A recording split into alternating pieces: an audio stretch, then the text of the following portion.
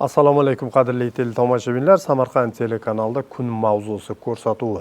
Bugungi mavzuyimiz pedagoglar mahorati. Bugun o'qituvchi murabbiylarga davlat siyosati darajasida kerak bo'lsa agar prezident nazari darajasida e'tibor qaratilmoqdaki, bugun o'qituvchi va murabbiylarning obro'yi oshdi, bugun o'qituvchi va murabbiylarning oyligi oshdi, bugun o'qituvchi va murabbiylarning hurmati oshdi. Aynan mavzuda biz suhbatlashish uchun Samarqand viloyat pedagogika mahorat markazi direktori Sobirov Anvar Quvondiqovichni studiyamizga taklif etganmiz. Anvar Quvondiqovich, studiyamizga xush kelibsiz. Bugungi pedagog bilan kechagi pedagogning farqi bor va bugun pedagoglarning mahorat markazida pedagoglarning malaka oshirishi, ularni o'z ustida ishlashning yangi yo'nalishlari, yangi yo'llari, metodlari ishlab chiqildi. Jumladan pedagoglarni uzluksiz kasbiy rivojlantirish degan tushuncha kirib keldi bugun. Pedagogning malakasini oshirish bilan uzluksiz kasbiy rivojlantirishning o'rtasida farq bormi? Assalomu alaykum Azizbek aka, assalomu alaykum hurmatli qadrli teletomoshabinlar, samarqandliklar. Taklif uchun men ham minnatdorchilik bildiraman. Haqiqatda dolzarb savol, muhim mavzuni ko'taryapsiz Azizbek aka, buning uchun sizga yana bir bor tashakkurimni izhor etaman. Bugun muhtaram yurtboshimizni shaxsan o'zlari boshchiligida ta'lim islohotlari bo'yicha qilinayotgan ishlar 100 yillik, balki undan-da ko'proq orzularimiz desak bo'ladi. Bugun qilinayotgan islohotlarga labbay deb javob bergan holda ta'lim islohotlari, aynan siz so'rayotgan pedagoglarni kasbiy rivojlantirish bo'yicha bir qator muhim ishlar boshlandi va bugun amalda qo'llanilmoqda.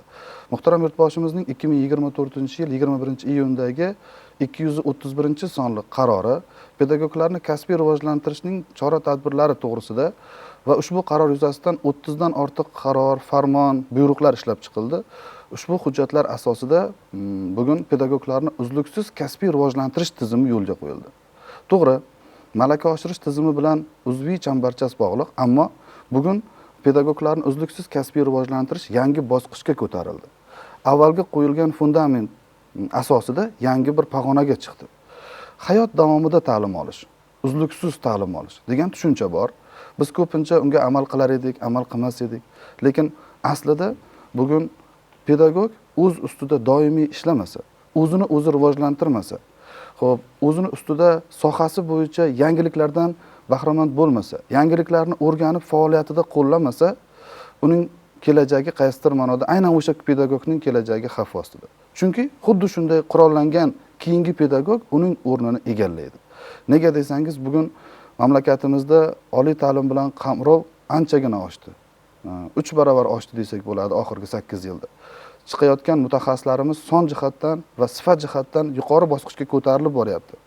Shu yo'lda bugun Samarqand viloyati pedagog mahorat markazida pedagoglarni uzluksiz kasbiy rivojlantirish tizimi bo'yicha qanday ishlar amalga oshirilmoqda? Samarqand viloyat pedagog mahorat markazida bugun 100 ga yaqin professor o'qituvchilarimiz aynan zamonaviy metodlar bilan qurollangan holda, xorijiy tajribani o'zlashtirgan holda viloyatimizdagi 1274 ta maktabning barcha o'qituvchilariga malaka oshirish bo'yicha konsultatsiyalar, darslar, seminar, treninglar, mashg'ulotlar o'tib kelyapti. Bugun ta'limni yuqori bosqichga ko'tarish kimga bog'liq birinchi navbatda? Albatta pedagogga bog'liq. O'quvchiga bog'liqmi? Ota-onaga bog'liqmi? Davlat, jamiyat rahbariyatiga bog'liqmi?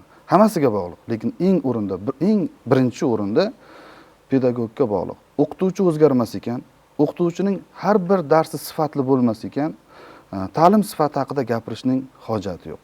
Pedagoglarni uzluksiz kasbiy rivojlantirish bo'yicha yangi tizim yo'lga qo'yildi 2025-yil 1-yanvardan boshlab. Bu qanday amalga oshirilmoqda? Xorijiy xalqaro tajribalar asosida, ayniqsa Singapur davlatining tajribasi asosida pedagoglarimizni kasbiy rivojlanish kuni, kasbiy rivojlanish soatlariga jalb qilindi. Butun respublikamiz bo'ylab. Masalan, Samarqand viloyatida 1274 ta maktabda shu kecha kunduzda kasbiy rivojlanish kuni, kasbiy rivojlanish soatlari 11 ta fan yo'nalishi barcha fanlarni qamrab olgan holda o'qituvchilarimiz uchun, masalan, ona tili adabiyot o'qituvchilari yoki filologlar uchun seshanba kuni metod kuni deb nomlanar edi. Hozir yangi nomi kasbiy rivojlanish kuni, kasbiy rivojlanish soatlariga jalb qilina boshlandi. Bugun viloyatimiz bo'ylab 175 ta tayanch maktablari belgilab olingan. 175 ta tayanch maktablarida mentor o'qituvchilar tanlangan va mentor o'qituvchilar master trener o'qituvchilar, ya'ni bizning o'qituvchilarimiz tomonidan o'qitildi. Ayni paytda ular viloyatimiz bo'ylab barcha maktablarning barcha fan o'qituvchilarini aynan metod kunlarida, kasbiy rivojlanish kuni, kasbiy rivojlanish soat tadbirlarida o'qitmoqda. Maqsad, bundan ko'zlangan asosiy maqsad o'z mutaxassisligi bo'yicha bilim saviyasini oshirish, kasbiy rivojlanish bo'yicha ularga konsultatsiyalar berish, yo'nalish ko'rsatish, yangi usul va metodlarni o'rganish. Hayot davomida ta'limda shunday bir bosqich borki, doim yangiliklar ta'limga kirib kela boshlaydi. Nega desangiz, bugun ma'lum bir usullar, ma'lum bir sohalar, fanlar eskirdi. Ayrim sohalarimizning, ayrim mutaxassisliklarimizning oxiri ko'rinib qoldi. Chunki ularning o'rnini sun'iy intellekt, dunyodagi turli texnikaviy vositalar egallab olmoqda. Lekin bugun aynan pedagogik faoliyat bilan shug'ullanayotgan o'qituvchi nima qilish kerak? Ustoz, o'qituvchi bugun o'zini ustida ishlash uchun, ta'limni rivojlantirish uchun, o'z mutaxassisligi bo'yicha bo'lajak yetuk mutaxassislarni tarbiyalash uchun nimalarga e'tibor berish kerak? Masalan, birgina misol uchun ona tili adabiyot o'qituvchisi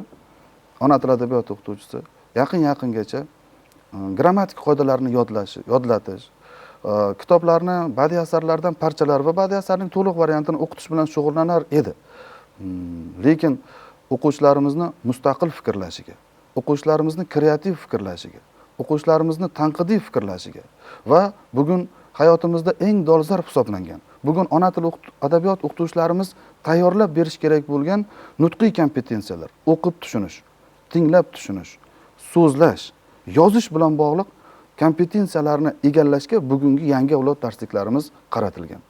Eng asosiysi, biz o'qitayotgan o'quvchilarimizning barchasi filolog bo'lmasligi mumkin, barchasi meditsina xodimi yoki injener bo'lmasligi mumkin. Lekin ularning hayoti davomida butun faoliyati, qaysi kasb, qaysi soha bilan shug'ullanishidan qat'iy nazar, hayoti davomida o'sha nutqiy kompetensiyalar eng dolzarb, eng muhim, uning kelajagini belgilab beruvchi vosita hisoblanadi. Demak, bugun jamiyat uchun kerakli bilimlar o'rgatilishga o'tildi va inshaalloh ta'lim sifati bu bilan yuqorilab ketadi.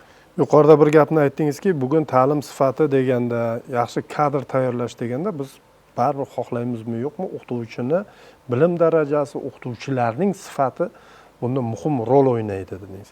Va bugun mana men ham bir narsani ta'kidladim. Bugun o'qituvchiga e'tibor kuchaydi, o'qituvchiga talab kuchaydi, o'qituvchiga beriladigan mablag' ham ko'paydi-da.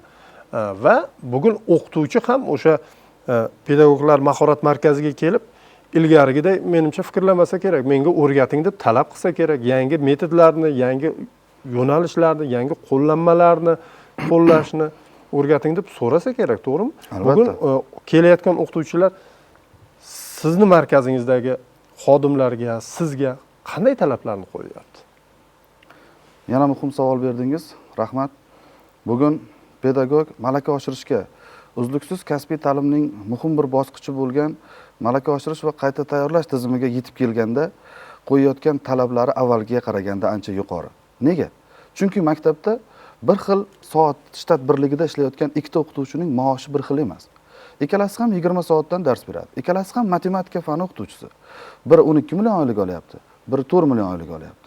3 barobar oyligida farq bor. Bunda qanday qilib farq bor?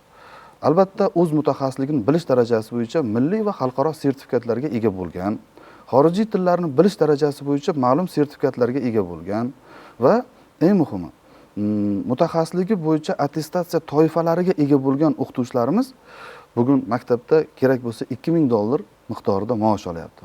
To'g'ri, moddiy rag'bat muhim. Buni tagida nima turibdi? Bugun bizga malaka oshirishga kelayotgan o'qituvchilarimiz qanday talab qo'yapti? Hurmatli ustozlar, bizga shuni o'rgatingki, biz milliy sertifikatni qo'lga kiritishimiz uchun nimalarni o'qishimiz kerak? Qanday usullar asosida o'qishimiz kerak? Bizga shu masalada yordam bering. Yoki bo'lmasa, xalqaro metodlarni, yangi usul va metodlarni, 5K, 4K metodi deymizmi, 5Y moduli deymizmi, yangi kirib kelayotgan modul va usullarning mazmun mohiyatini biz hali amaliyotimizda qo'llay olmayapmiz. Bizga ularni o'rgating. Bugun men quvonch bilan aytishimiz kerak, Maktabgacha maktab ta'lim vazirligini, vazirimizning, muhtaram yurtboshimizning tashabbusi bilan pedagog mahorat markazlarining professor o'qituvchilarining shu kecha kunduzda 30% kelajak 1 yilda 100% xorijiy stajirovkalardan o'tishi belgilangan. Aynan ta'limi rivojlangan mamlakatlarga borib, ularning ilg'or tajribalarini o'rganib, milliy qadriyatlarimiz, urf-odatlarimizni singdirgan holda ta'lim tizimimizni rivojlantirish vazifasi bizning o'qituvchilarimizga qo'yilgan. Endi shuni maktab o'qituvchilariga ham uni o'rgatish bizning asosiy vazifamiz. Bugun o'qituvchilarning, malaka oshirishga kelgan o'qituvchilarimizning, ustozlarimizning talabi yuqori. Ular aytayaptiki, bizga xo'p, eski usulda emas, yangi usulda dars o'ting. Xo'p, yangi usulda dars o'tganda ham, zamonaviy usulda dars o'tganda ham bizga aynan sohamiz bo'yicha, aynan mutaxassisligimiz bo'yicha rivojlantiruvchi yangi metodlarni o'rgating. Yangi o'quv qo'llanmalarini, yangi darsliklarni tavsiya qiling. Birgina misol aytaman, shu kecha kunduzda Rossiyaning Gersen universitetining professori, pedagogika fanlari doktori Sergeyev Yevgeniyeva Olga Sergeyevna degan professor 4 oy mobaynida Samarqand viloyat pedagogik mahorat markaziga tashrif buyurgan. To'lovlari to'liq Gersen universiteti tomonidan to'lab beriladi. Biz faqat yotoq joy bilan ta'minlayapmiz. 4 oy davomida rus tili fani o'qituvchilarimizga o'z tajribalarini o'rgatyapti. Yana bir narsani aytishimiz mumkinki, masalan, Hindistondan tashrif buyurgan professorimiz bor. Anand, Mr. Anand matematika fanidan bugun maktab o'qituvchilarimizga xo'p, aynan zamonaviy matematikaning o'qitish usullari, xo'p, matematikani informatika bilan qo'shib o'qitish. Bugun ta'limda integratsiya muhim. Fanlar aro integratsiya, tizimlar aro integratsiya muhim. Chunki bo'lajak mamlakatimiz kelajagi bo'lgan yoshlarni mukammal qilib, raqobatbardosh kadr qilib tarbiyalashimizda fanlar aro bog'liqlik o'ta muhim ahamiyat kasb etadi. Talab ham oshgan, shunga yarasha mehnat ham oshgan. Buning natijasi bo'ladi. Jahon bozorida ham bugun o'sha har qanday kadr bitta sohani emas, bir nechta sohalarni mukammal bilsa agar, u albatta mukammal kadr, kerakli kadr, qimmatli kadrga aylanadi. Rahmat.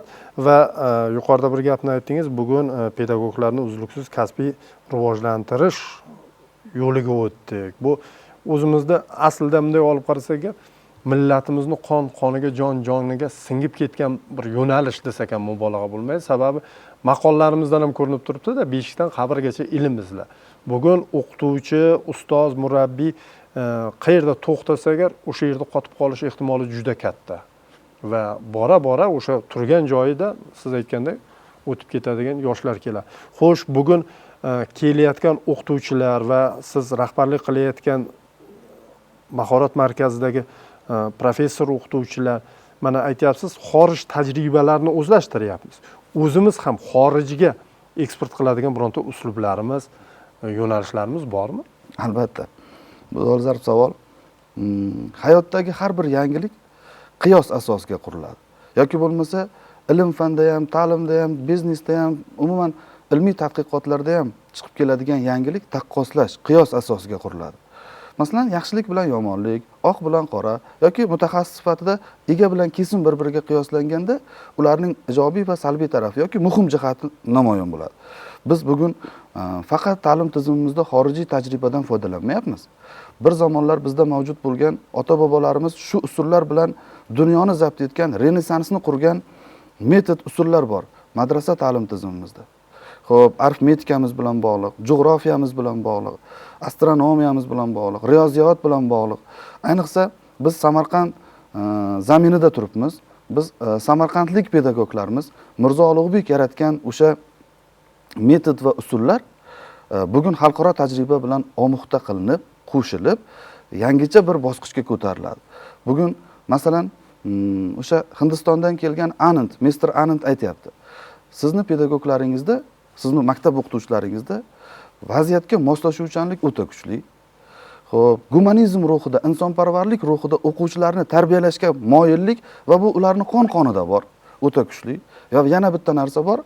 Bizni maktablarimizda, bizni ta'lim tizimimizda o'quvchilarning shaxsi, qobiliyati, qiziqishlari, individual xususiyatlari birlamchi prinsipga olib chiqilgan. Hamma davlatlarda ham bunday emas. Ya'ni xorij ham bizdan o'rganadigan jihatlar talaygina. Biz inkubatsiyadan ham qochamiz ba'zi yo'nalishlarda, to'g'rimi? Albatta. Rahmat. Qadrli teletomoshabinlar, eslatib o'tamiz, kun mavzusi ko'rsatuvini tomosha qildingiz. Bugun Pedagoglar mahorat markazi, Samarqand viloyat Pedagoglar mahorat markazi direktori Sobirov Anvar Quvondiqovich studiyamizga tashrif buyurdi va bugun pedagoglarni malaka oshirishi, ularni uzluksiz kasbiy rivojlantirish borasidagi qilinayotgan ishlar bo'yicha suhbat qurdik. O'ylaymizki, suhbatimiz sizga manzur bo'ldi. Anvar Quvondiqovich, studiyamizga tashrif buyurganingiz uchun yana bir bor minnatdorchilik bildiramiz. Bizga ajratilgan vaqt o'z nihoyasiga yetdi. Omon bo'ling.